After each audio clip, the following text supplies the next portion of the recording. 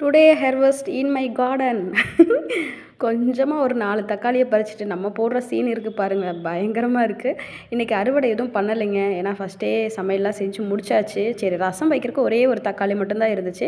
அது கூட இன்னும் ஒரு 2 3 தக்காளி போட்டால் நல்லாயிருக்கும்னு வந்து பார்த்தா இந்த குட்டி குட்டி தக்காளி மட்டும்தான் பழுத்திருக்கு. பெரிய தக்காளிலாம் எல்லாமே பச்சையாக தான் இருக்குது. அது மட்டும் போதும்னு சொல்லிட்டு பறித்து எடுத்துகிட்டு வரும்போது தான் பார்த்தேன் 7 டேஸில் வந்து நிறைய பூ வச்சுருக்கு. ஒரு வாரமாக இந்த 7 டேஸை கவனிக்கவே இல்லை. பார்த்தா இப்போ நிறைய பூ வச்சு அது பாட்டுக்கு பூத்து குலுங்கிட்டு இருக்கு. ஒரே ஒரு செடி தான், அது வந்து நல்லா பறந்து விரிஞ்சு வளர்ந்த மாதிரி வளர்ந்துருக்கு. அதில் எல்லாத்துலேயுமே கவிழ் தும்பை மாதிரி எல்லா பூக்களும் அப்படியே கவிழ்ந்து இருக்கிற மாதிரி இருக்குது. 7 டேஸ் வந்து டெய்லியும் பூ வைக்கிற ஒரு ரோஜா செடி. ரோஜா செடி வந்து ரொம்ப விரும்புகிறவங்க இந்த 7 டேஸ் வைக்கலாம். டெய்லி பூ வேணும் அப்படின்னு ஆசைப்படுறவங்க இந்த 7 டேஸ் வைக்கலாம். ஏன்னா பூ கொடுத்துட்டே இருக்குது.